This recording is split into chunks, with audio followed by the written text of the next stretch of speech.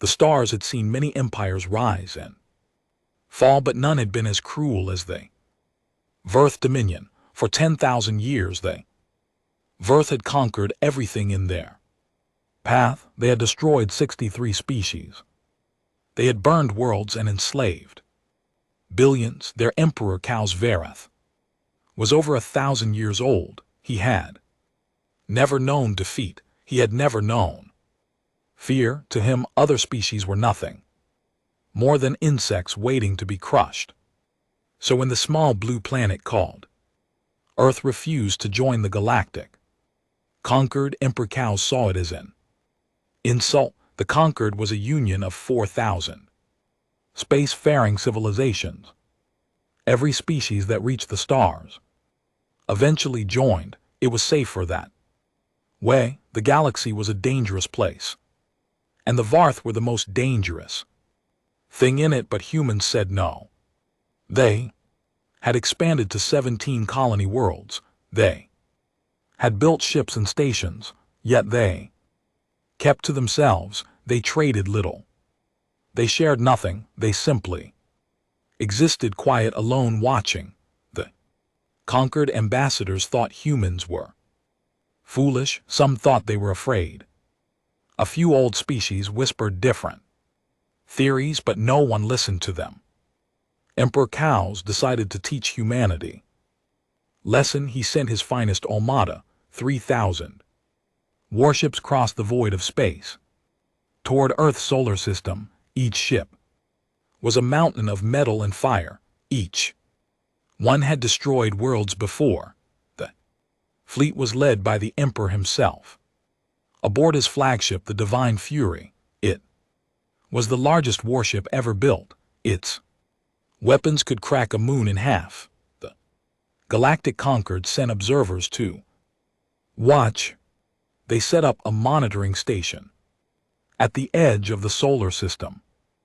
Ambassadors from hundreds of species gathered to witness what they believed would be humanity's last day. Such a waste, said Ambassador Trell of the Novari. She was a tall being with silver skin and sad eyes. They could have simply joined us. Now they will burn. They were arrogant, replied Ambassador Crix of the Moldari. He had no sympathy for humans. Arrogance has a price. The Vera fleet entered the solar system like a swarm of metal locusts. They passed the outer planets without slowing down. Their sensors swept across human stations and settlements. Everything they saw confirmed what they already believed. Human technology was primitive. Human defenses were weak. This would not be a battle. It would be an execution. Emperor Kaus stood on the bridge of the Divine Fury. His gray skin was covered in ritual scars from a 100 conquests. His fore burned with cold amusement. He had done this so many times before. The script never changed. First came the ultimatum, then came the begging, then came the fire. He opened a channel to Earth. People of Earth, his voice echoed across the planet. You have 1 hour to surrender. Send your leaders to kneel before me. Give us your resources, your technology, and your obedience. Do this and some of you may live. Refuse in your world will become ash. Your children will become slaves. Your history will be forgotten. You have 1 hour. The message ended. The Emperor leaned back in his throne and waited for the panic to begin, but there was no panic. Earth was silent.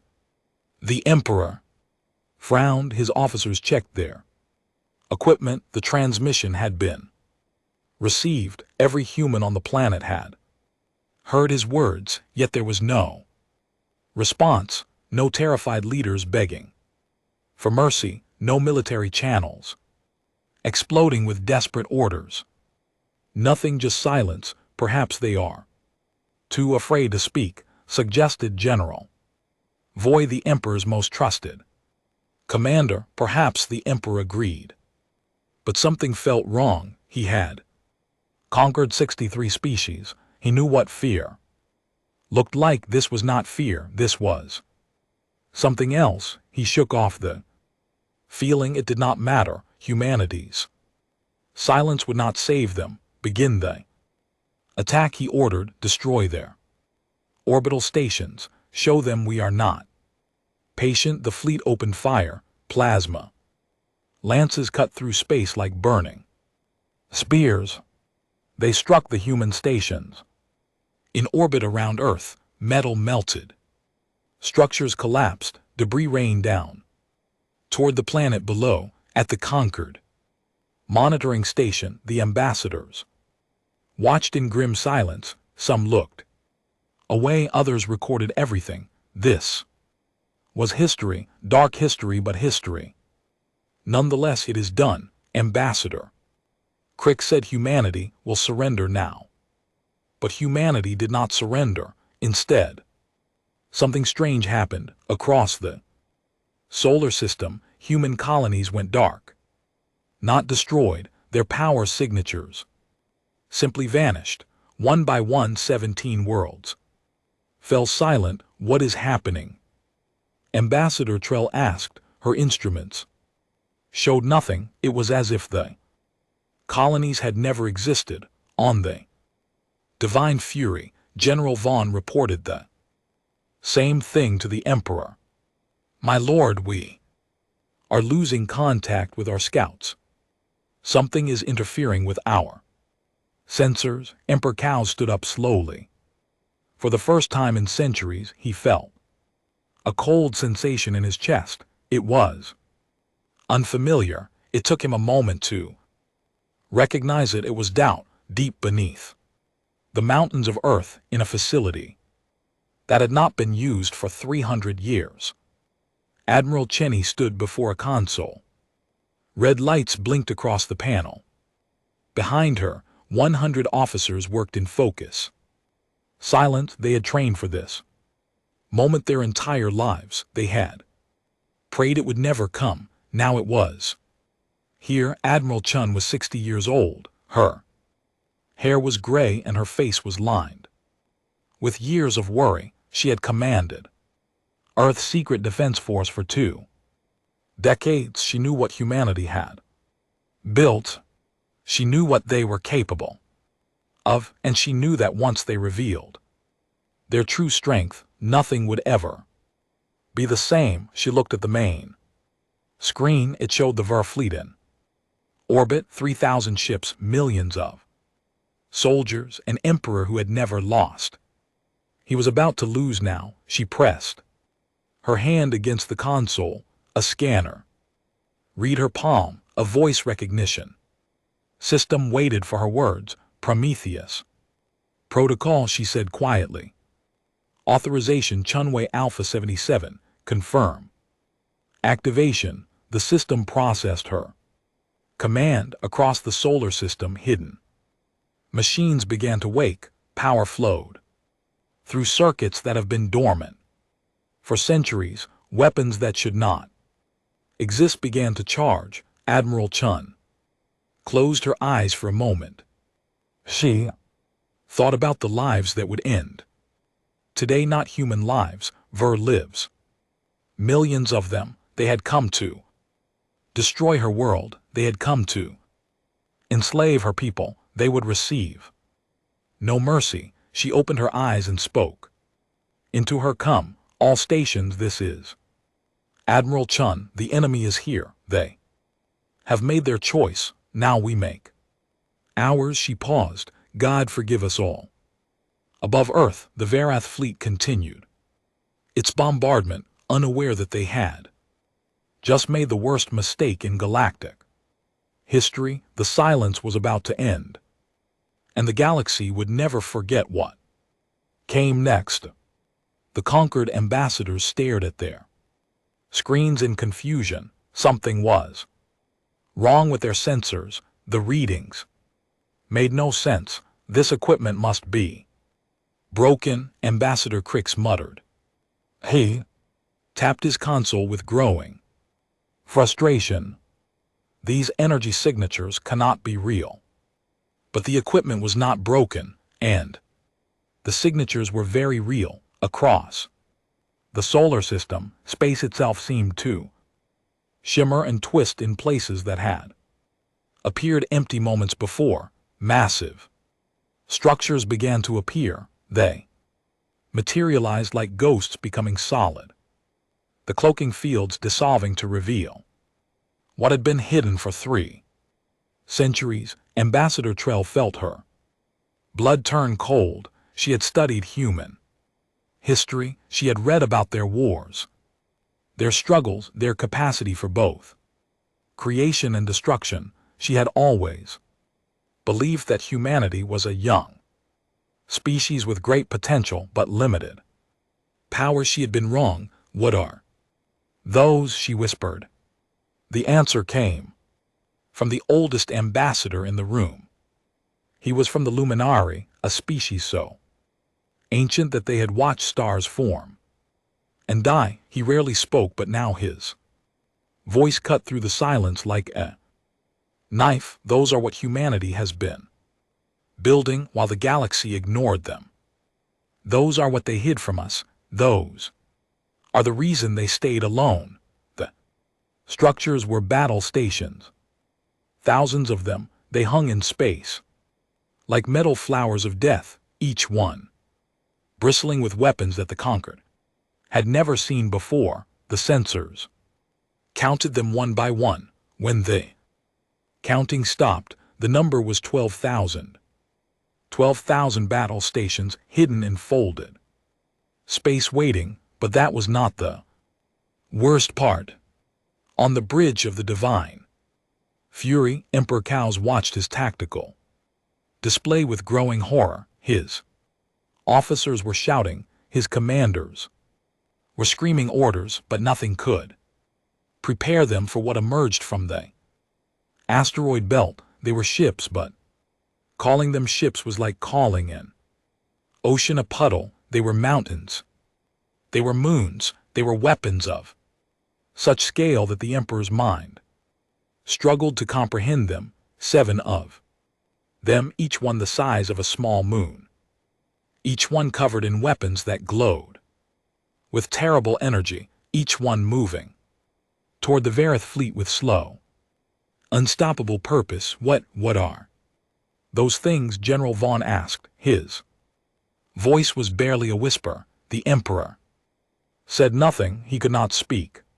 For the first time in 1,000 years, he understood what his victims had felt when they saw his fleet appear in their skies. He understood their terror, their hopelessness, their despair. Now he was the victim. The human ships had names. Humanity called them Titans. They had built them over 200 years, hiding them inside hollowed-out asteroids. Each Titan carried enough firepower to crack a planet in half. Each one was crewed by 10,000 soldiers who had trained their entire lives for this moment, and now all 7 of them were awake. Admiral Chun watched the tactical display from her command center. The VH fleet had stopped firing. They were frozen in place, trying to understand what was happening. She could imagine their confusion, their fear. She felt no sympathy. These creatures had destroyed 63 species. They had enslaved billions. They had come to her world to do the same thing. They had attacked her stations. They had killed her people. Now they would learn why humanity had stayed quiet for so long. She opened the communication channel. Her voice reached every ship in the Verth fleet. It reached the conquered monitoring station. It reached every corner of the solar system. This is Admiral Chun Wei of the Earth Defense Force. You came to our home with weapons drawn. You attacked our stations. You threatened our children. You gave us 1 hour to surrender. She paused when she spoke. Again, her voice was cold as space itself. Your hour is over. You were warned. You chose violence. Now witness Consequence, Emperor Cows heard her words. He heard the calm in her voice. And in that moment he understood. Something terrible. Humanity had not been afraid. Humanity had not been hiding from the galaxy because they were weak. They had been hiding because they knew what they were. They knew what they could do, and they had hoped, desperately hoped, that they would never have to show it. The Verith had forced their hand. All ships, the Emperor shouted, full retreat, jump to hyperspace now, but it was too late. Across the solar system, the jump points began to collapse. Space folded in ways that made travel impossible. The VAR sensors screamed warnings. Every exit was closed. Every escape route was blocked. They were trapped at the conquered monitoring station. Ambassador Troll understood what was happening.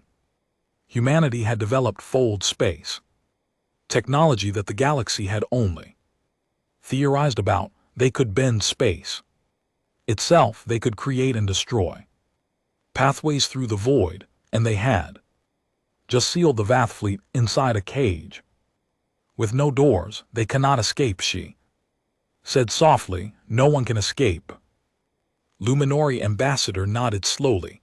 Now you understand. Humanity did not join the conquered because they did not need protection. They stayed alone because they knew that if anyone threatened them, they would respond not with defense but with annihilation. The 12,000 battle stations moved into position. They formed a perfect sphere around the Verith fleet. The 7 Titans took their places at strategic points, every weapon powered up to full capacity. 3,000 Verith ships hung in the center of the sphere. They were surrounded. They were outgunned. They were utterly doomed. General Vaughn looked at his emperor with desperate eyes. My lord, what do we do? Emperor Cows stared at the tactical display. He saw the weapons pointed at his fleet. He saw the power readings that defied everything he knew about physics. He saw the calm, methodical positioning of human forces. This was not a battle. This was an execution. He had done the same thing to so many others. He had surrounded helpless enemies. He had watched them beg for mercy. He had smiled as they burned. Now he was surrounded. Now he was helpless. Now he would burn. There is nothing we can do, he said. His voice was empty, dead. We woke something that should have stayed sleeping. Now we will pay the price. On the command deck of Titan 1, Commander Marcus Stone watched the VH fleet through the main screen. He was a large man with kind eyes and steady hands. He had 3 children on Earth. He had grandchildren. He had hoped to never use the weapons under his command, but he would use them now without hesitation, without mercy. He looked at his crew. They were ready. They had trained for this moment since childhood. Every drill, every simulation, every sleepless night, it had all led to this. All stations report ready, his tactical officer announced. Commander Stone nodded. He opened a channel to Admiral Chun. Titan 1 ready for engagement. One by one the other Titans reported the same. Then the battle station, then the hidden defense platforms. 12,000 voices confirming readiness. Admiral Chun listened to them all. When the last report came in, she took a deep breath. All units, she said, weapons free. The stars themselves seemed to hold their breath, and then the killing began. The first shot came from Titan 3. It was not plasma. It was not a missile. It was not anything the galaxy had ever seen before. A beam of pure white light cut through space, silent and terrible. It struck a VHT cruiser in the center of the fleet. The cruiser did not explode. It did not burn. It simply ceased to exist. One moment it was there, the next moment there was nothing, not even dust, not even atoms. The ship and its 10,000 crew members were erased from reality. At the Concord monitoring station, Ambassador Troll stared at her sensors in disbelief. That is impossible. Matter cannot simply disappear, but it had, and it was only the beginning. The battle lasted 14 minutes. Later, historians would study every second. They would write books about it. They would call it the 14-minute war. They would try to explain how 3,000 warships, the mightiest fleet in galactic history, were completely destroyed in less time than it takes to cook a meal. They would never fully understand. In the first 2 minutes, the Titans fired their main weapons. These were antimatter cannons of a design that no other species had ever imagined. They did not simply damage their targets, they unmade them. At the atomic level, matter was converted into energy, and that energy was scattered across space as harmless light. Ship after ship vanished. The Verith captains watched their comrades disappear. They tried to fight back. They fired every weapon they had: plasma, lances, nuclear missiles, energy beams. All of it struck the Titans without effect. The human ships had shields that absorbed everything thrown at them. Focus fire on the nearest Titan, General Vaughn screamed. Concentrate all weapons. 100 Verith ships turned their guns on Titan 7. They fired together.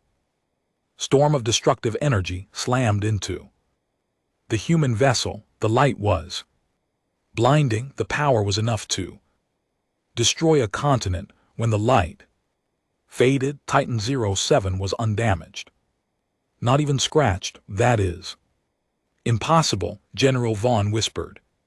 Nothing can survive that. But the Titans were not ordinary ships. They were humanity's answer to every threat the universe could offer. Their hulls were made from materials that the Conquered had never discovered. Their shields bent space itself, redirecting energy away before it could make contact. They were unstoppable. By minute 5, half the Verith fleet was gone. The remaining ships scattered, trying to find some way to escape, but there was nowhere to go. The fold space barriers held firm. Every direction led back to the killing ground. Some captains tried to surrender. They broadcast messages of peace. They begged for mercy. Their signals went unanswered. The human weapons kept firing. Admiral Chun watched the destruction from her command center. Her face showed no emotion.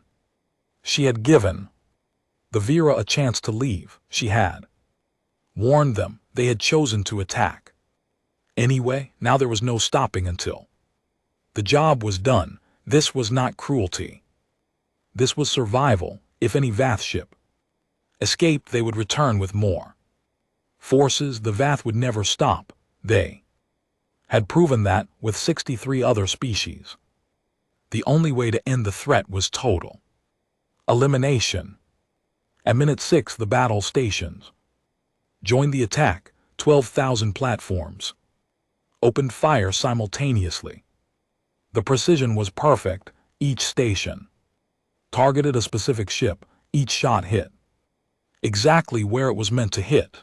The Varth fleet had used formation tactics to protect their weaker vessels with their stronger ones. It did not matter. The human weapons punched through battleships like they were paper. They ignored shields. They melted armor. They turned proud warships into expanding clouds of gas. Emperor Cow stood on his bridge surrounded by chaos. Officers ran in every direction. Alarm screamed.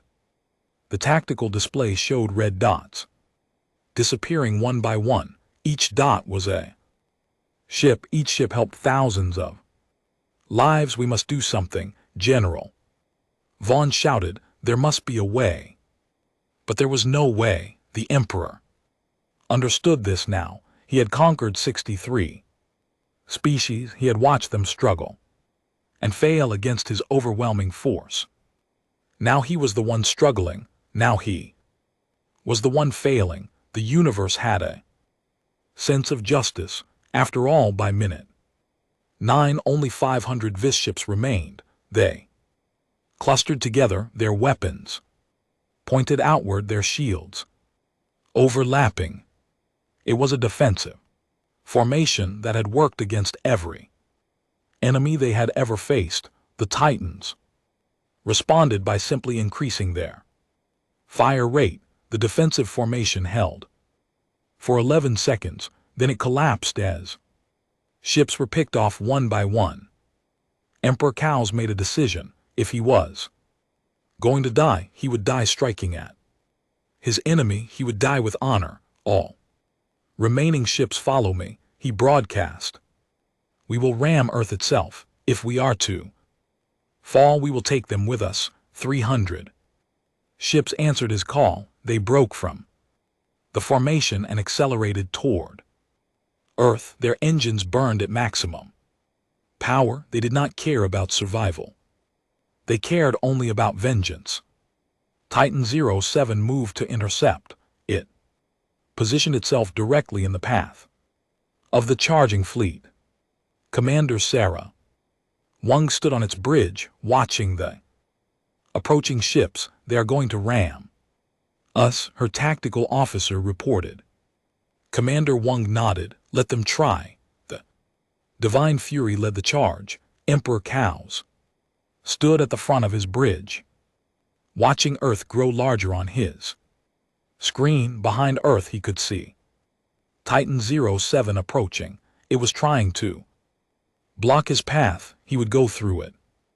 All power to forward shields, he commanded. Full speed. The Divine Fury was the largest warship in the Vera fleet. It was 1 kilometer long and half a kilometer wide. It was built to survive impacts that would destroy other vessels. It struck Titan 07 at full speed. The impact was spectacular. Metal screamed, energy flared. The Divine Fury crumpled like a paper cup, hitting a stone wall. The Emperor's flagship, his pride, his symbol of power, folded in on itself and broke apart. Titan 07 did not move. The impact had left a small dent in its hull. Nothing more. The other charging ships suffered similar fates. Some were destroyed by weapons fire before they could reach their targets. Others collided with Titans and shattered. None reached Earth. At minute 13, the last Vath combat ship was destroyed.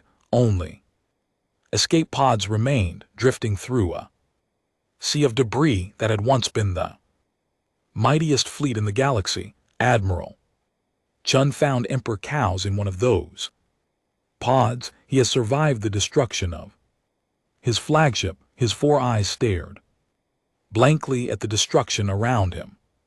His ritual scars, marks of his many conquests, now seemed like symbols of his failure. She opened a channel to his pod. Emperor Chaos, she said, your fleet is destroyed. Your invasion has failed.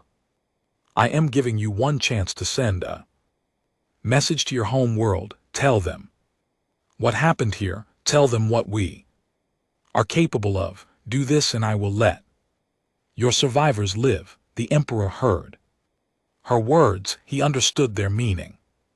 She was offering mercy after everything he had done, after all the species he had destroyed. She was offering mercy. He did not deserve it. He knew this. What are you? He asked. His voice was broken, defeated. What kind of creatures could do this? Admiral Chun considered the question. We are Humanity, she answered, and we remember. Every species you exterminated, we. Remember every world you burned, we. Remember every child you enslaved. Consider your debt collected at minute 14. The last weapon fell silent. The battle was over. 3,000 warships and millions of VR soldiers were gone, erased from existence in the time it took to drink a cup of coffee at the conquered monitoring station. The ambassadors sat in stunned silence. They had just witnessed the impossible. They had just watched an empire's entire military force vanish in 14 minutes. Ambassador Trell was the first to speak. What happens now? The luminary ambassador answered. Now humanity shows us what they do to those who threaten their world, and the galaxy will learn to fear a species that has no desire to be feared. In the debris field above Earth, 7 Titans turned toward the edge of the solar system, their drives powered up, space folded around them. They had another appointment. The Varth home world was 200 light years away. Its 40 billion inhabitants had no idea what was coming. They would learn soon enough. The Varth home world was called KTH Prime. It was a massive planet twice the size of Earth, with purple skies and silver oceans. 40 billion Varith lived there. They had built great cities that stretched to the clouds. They had constructed monuments to their emperors that could be seen from space. They believed they were the masters of the galaxy. They were about to learn otherwise. The alarms began at midday. Every military station on the planet detected the same thing. 7 massive signatures had appeared in orbit. 7 objects that had not been there one moment and were there the next. The Titans had arrived. General Kroth, the commander of Cath Prime's defense forces, stared at his tactical display. In disbelief, he had received the message from Emperor Chaos just hours ago. He had heard the description of what happened to the fleet. He had not believed it. Now he believed. All defense platforms open fire. He commanded, destroy those ships. KTH Prime had 3,000 orbital defense platforms. They were the most powerful fixed weapons in the Varth Dominion. They had protected the home world for 10,000 years. No enemy had ever survived there. Fire, they all fired at once. 3,000 beams of plasma and nuclear fire streak toward the Titans. The energy was enough to crack a moon. It struck the human ships with devastating force. The Titans did not even slow down. Their shields absorbed everything. The most powerful weapons the Ver had ever built were useless, harmless, meaningless. General Krath felt his heart stop. That is impossible, but it was not impossible. It was simply beyond Varith understanding. Humanity had built these ships to survive anything the universe could throw at them. The combined might of Kareth Prime's defenses was nothing compared to what the Titans were designed to endure. On Titan 01, Commander Marcus Stone looked down at the purple planet below. He saw the cities, he saw the monuments, he saw the 40 billion lives that lived there. He thought about what the Varith had done to other species, the burning worlds, the enslaved children, the extinction of entire civilizations. Part of him wanted to destroy this planet the same way they had destroyed so many others, but humanity was not like the Varith. They would not become the monsters they were fighting. All Titans begin targeted strikes. He ordered military installations only. No civilian targets, no unnecessary deaths. The order went out to all 7 ships. And then the Titans opened fire, but they did not bomb cities, they did not destroy homes. Their weapons struck with surgical precision, hitting only military targets, orbital platforms. Vanished shipyards melted, weapons. Factories crumbled, militaries were reduced to rubble across the planet. The Varth military machine began to collapse. Bases that had stood for thousands of years were destroyed in seconds. Ships that were still being built were erased before they could launch. Training grounds where future soldiers learned to fight were turned into smoking craters, and it was not just KTH Prime. Across the 200 systems of the Ver Dominion, more human ships appeared, not Titans but smaller vessels that humanity had kept hidden.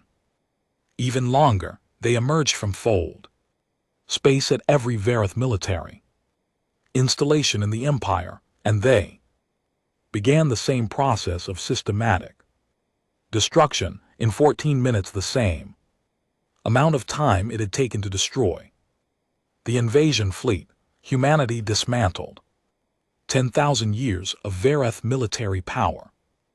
Every weapon, every shipyard, every factory, every training facility, all of it was gone. The Ver Dominion still existed, its people still lived, its city still stood, but its ability to make war was completely destroyed. On Kareth Prime, the citizens watched in terror as their orbital defenses fell. Silent one by one, they waited for the bombardment that would surely fall. They waited for their cities to burn. They waited for their children to die. The bombardment never came. Instead, a human ship descended through the atmosphere and landed in the central plaza of the capital city. Its doors opened and a single human stepped out. His name was Ambassador David Chun, brother of Admiral Chun Wei. He was a tall man with gray hair and gentle eyes. He wore no armor, he carried no weapons. He walked alone into a crowd of millions of Varith who had every reason to kill him. They did not touch him. They were too shocked, too confused, too afraid. Ambassador Chen walked to the steps of the imperial palace where the Varith government had gathered. He looked up at the frightened officials and spoke in a calm, clear voice. People of the Varith Dominion, I come with a message from humanity. The crowd was silent. Every eye was fixed on this strange, fearless creature. Your emperor attacked our world. Your fleet tried to destroy our planet. Your soldiers planned to enslave our children. We had every right to destroy you in return. We had every right to burn your cities and end your species forever. He paused. The silence was absolute. We chose not to. A murmur ran through the crowd. Disbelief, confusion, hope. We have destroyed your weapons. We have dismantled your war machine. You will never threaten another species again. But we have not touched your homes. We have not harmed your families. We have not killed your future. He gestured toward the sky where the Titans still hung in silent orbit. Those ships will remain here hidden, watching. If you try to rebuild your military, we will know. If you try to attack anyone, we will stop you. This is not negotiable. This is your reality. Now the Varith officials listened. Some looked angry, some looked ashamed, some simply looked tired. Ambassador Chun continued, but this reality does not have to be a prison. It can be a new beginning. You spent 10,000 years building weapons. You spent 10,000 years conquering and destroying. Now you have a choice. He pointed at the great monuments that surrounded the plaza. Build schools instead of fortresses. Build hospitals instead of warships.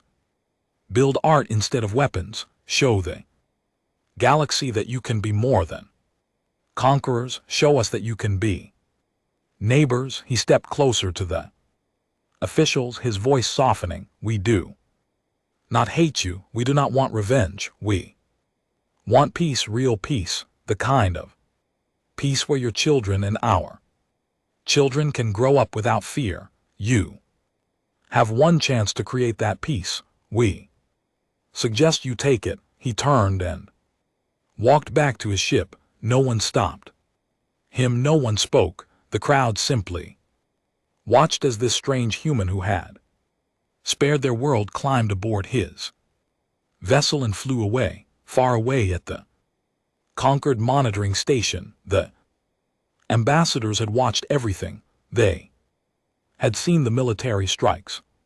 They had heard the ambassador's speech. They had witnessed humanity spare an enemy that had shown no mercy to anyone.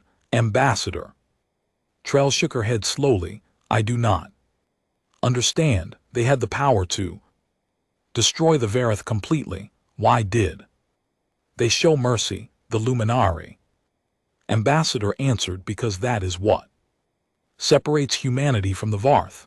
The Ver used power to destroy. Humanity used power to create a choice. They gave the Ver a chance to become something better. And if the VH refuse, Ambassador Crix asked, then humanity will be watching. And the Ver will learn that mercy has limits. Back on Karth Prime, the sun was setting over the capital city. The sky was filled with smoke from the destroyed military installations. But the city itself was intact. The people were alive. Their children were safe in the imperial palace. What remained of the Varth government held an emergency meeting. They argued for hours about what to do. Some wanted to secretly rebuild their military. Others wanted to attack human colonies in revenge. A few quietly suggested that maybe, just maybe, the humans were right. Finally, an old minister stood up. He had lived for 800 years. He had seen the Varth at the height of their power, and he had just watched that power disappear in 14 minutes. We have two choices, he said. We can fight and die, or we can change and live. I have seen enough death. I vote for change. The vote was close, but in the end, chain won. The Verith Dominion was over. A new chapter was beginning, and humanity watched from the shadows, hoping that this time peace would last. 1 year had passed since the 14-minute war. The galaxy was a different place. Now, the old galactic conquered had dissolved in the weeks following humanity's victory. 4,000 species had watched the most powerful military force in history disappear in the time it takes to eat breakfast. They had seen weapons that should not exist. They had witnessed power that made their own technology look like children's toys. They were terrified. Some species wanted to attack humanity before humanity could attack them. They argued that Earth was too dangerous to exist. They demanded preemptive strikes against human colonies. They believed that the only safety was in humanity's destruction. They were fools. Ambassador Trell of the Navari had seen the truth. She had watched the battle. She had witnessed the aftermath. She understood something that the frightened species did not. Humanity had not destroyed the Verith because they wanted power. They had not built the Titans because they wanted to conquer. They had created those weapons because they were afraid of exactly what had happened, afraid of species like the Verith coming to their world and destroying everything they loved. Humanity was not a threat. Humanity was a shield. She traveled to Earth to propose an alliance. She was the first alien to set foot on human soil since the war, she expected to find. A planet preparing for more conquest. She expected to see factories building. Weapons. She expected to meet leaders. Planning their next campaign, she found. Something very different. Earth was peaceful, its cities were full of people. Living normal lives, children went to school, parents went to work, old people sat in parks and watched the clouds. There were no victory parades, there were no monuments to the war, there were no celebrations of Ver deaths. The humans wanted to forget. Admiral Cheney met Ambassador Trell at the landing. Sight, the Admiral looked tired, her eyes carried a weight that had not been there. Before the war, she had ordered the deaths of millions, even though those millions had been enemies, even though they had been trying to destroy her world. The weight of those deaths sat heavy on her soul. Welcome to Earth, Ambassador, she said. I hope you come in peace. Trell noticed that the Admiral was not wearing a uniform. She was dressed in simple civilian clothes. There were no guards around her, no weapons visible, just an old woman standing in a garden. I come with a proposal, Trell said. The Concord has collapsed. The galaxy is in chaos. We need leadership. We need someone to show us a new way forward. Admiral Chun smiled sadly. And you think that should be us, the species that just erased an empire in 14 minutes? Yes, because you showed that power does not have to mean cruelty. You could have destroyed the Verith completely. You did not. That is the kind of leadership the galaxy needs. The Admiral was quiet for a long moment. She looked up at the sky where clouds drifted peacefully overhead. Somewhere up there the Titans were hidden, watching, waiting. She hoped they would never be needed again. We will help, she finally said, but we will not lead. Leadership means power, and power corrupts. We have seen what happens to species that accumulate too much power. They become like the Verith. We will not become that. And so a new alliance was born. Not the old Concord, where species competed for influence and power. Something different, the Concord of sentience it was called. Its principles were simple. No aggressive expansion, no conquest, no slavery, protection for developing species, justice for those who committed war crimes. Humanity took a seat at the table, but they did not sit at the head. They offered advice. They shared technology.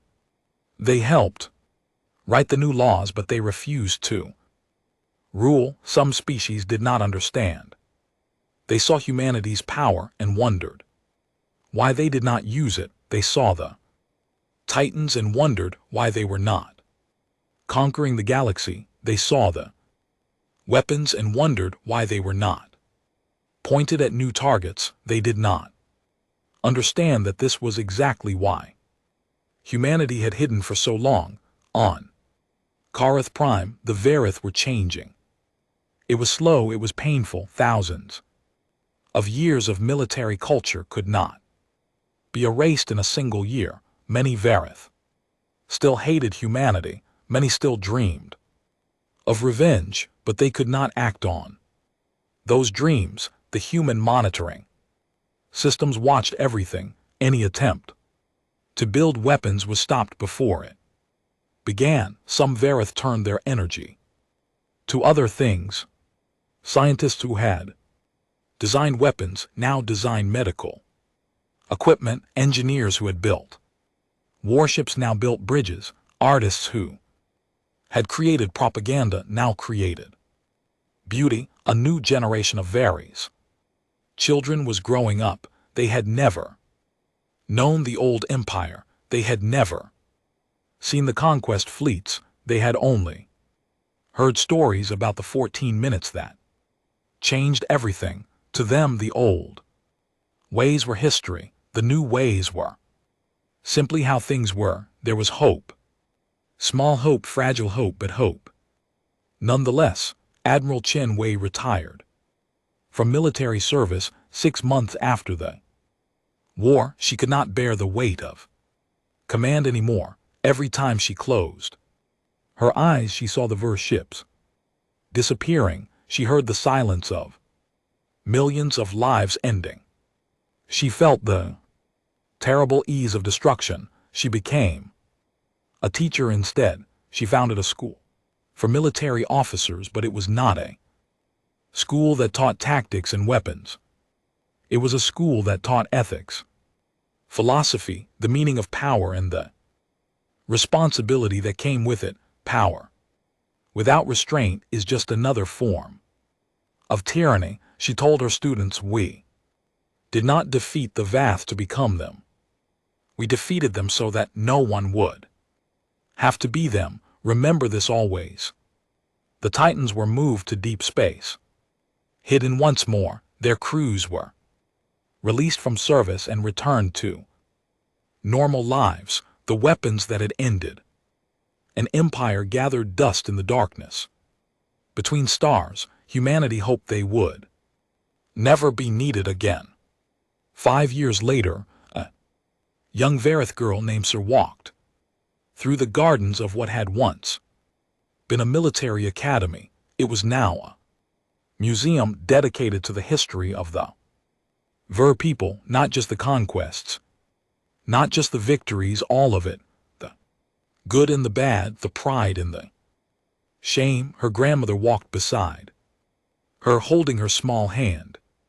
Grandmother, Sarah asked, what happened to the old empire, the one in the stories? The grandmother looked at the statues around them. They showed Var leaders from throughout history. Some had been conquerors, some had been tyrants, some had been heroes. All of them were part of who they Ver had been. We thought we were gods. The grandmother said softly, we thought nothing could stop us. We took what we wanted and destroyed anyone who stood in our way. What changed? Sarah asked. Grandmother pointed at the sky where the stars were beginning to appear in the evening darkness. We met something that reminded us we were not gods. We were just another species in a galaxy full of species, no more special than anyone else, no more powerful than anyone else.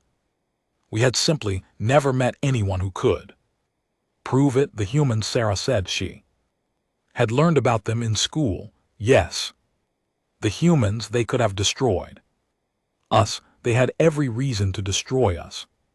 But they gave us a choice instead.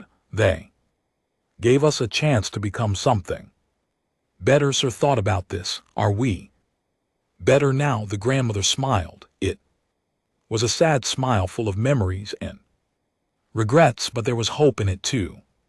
We are trying. That is all anyone can do. Try to be better. Try to learn from our mistakes. Try to build something worth keeping. She squeezed her granddaughter's hand. Promise me you will keep trying. Promise me you will remember what we were and choose to be something different. Sir nodded solemnly. I promise, grandmother. They walked together through the garden as the stars came out. 2 generations of Varith facing a future that their ancestors could never have imagined.